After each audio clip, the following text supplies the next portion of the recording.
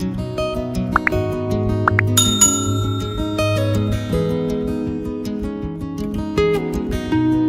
de valeur intermédiaire. Prenons une fonction f. F, une fonction continue sur un intervalle i. Sur un intervalle. Voilà, donc l'intervalle à i, on va l'apprendre l'intervalle AB. Voilà, donc l'intervalle AB, par exemple, cet intervalle. Voilà, donc cette fonction, on a pris une fonction f, continue sur l'intervalle AB. Voilà. Donc cette fonction est définie par la représentation graphique sur. Regardez bien, la fonction.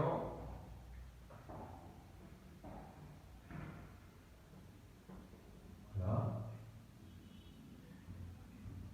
Voilà. Donc l'image de l'intervalle AB, c'est la valeur minimale de la fonction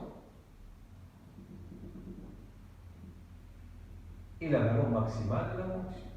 Donc c'est l'intervalle petit m, grand M. Voilà. Donc l'image de l'intervalle noir et l'intervalle bleu. Donc si vous prenez par exemple n'importe quel nombre de l'intervalle noir, l'image appartient de ce nombre-là appartient à l'intervalle petit m, grand M. Voilà, donc f de AB égale à petit m, grand M. Donc inversement, si vous prenez par exemple un nombre de l'intervalle bleu, alors sûrement, puisque la fonction est continue, donc il existe au moins, par exemple si vous prenez lambda, de l'intervalle noir, je vais l'écrire en bleu, or plutôt de l'intervalle bleu, donc si vous prenez par exemple lambda, sûrement il existe un antécédent, c'est-à-dire un nombre de l'intervalle noir, un antécédent alpha 1, un antécédent alpha tel que f de alpha égale à lambda. D'accord? Donc,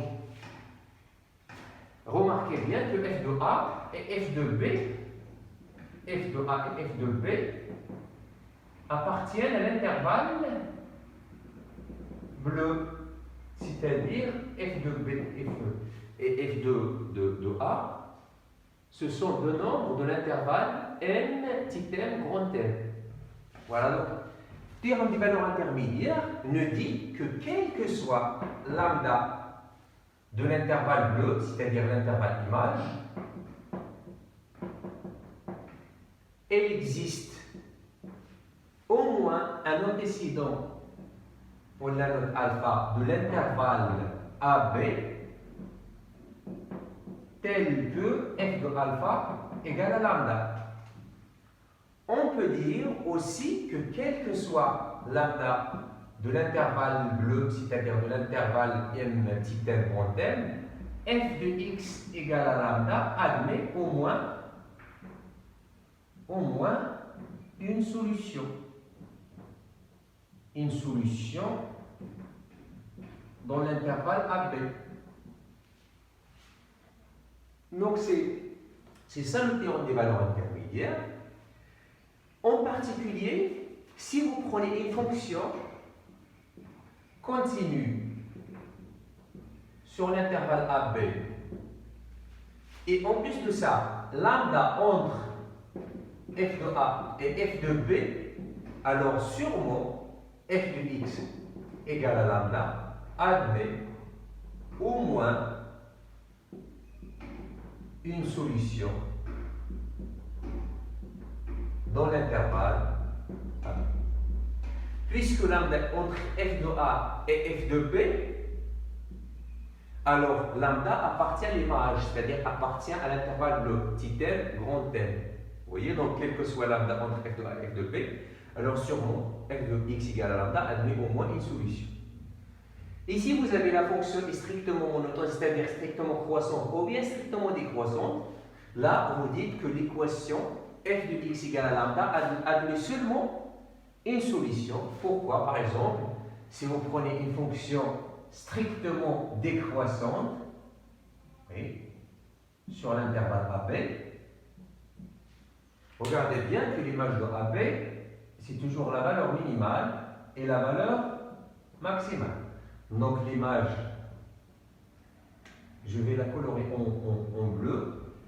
Donc si vous prenez par exemple lambda de l'image, alors sûrement il existe uniquement un antécédent de l'intervalle noir tel que f de alpha égale à lambda. Donc l'équation admet seulement une unique solution. Bien, donc si vous avez la fonction est strictement monotone, alors l'équation admet seulement une solution. Si vous n'avez pas la monotonie stricte, alors là on peut dire qu'il existe seulement, ou bien qu'il existe au moins une solution de l'équation f de x égale à lambda. D'accord? Voilà. Donc on va maintenant passer à autre chose. Si vous avez f est continu sur l'intervalle AB, d'accord? Et vous avez f de A fois f de B est négatif,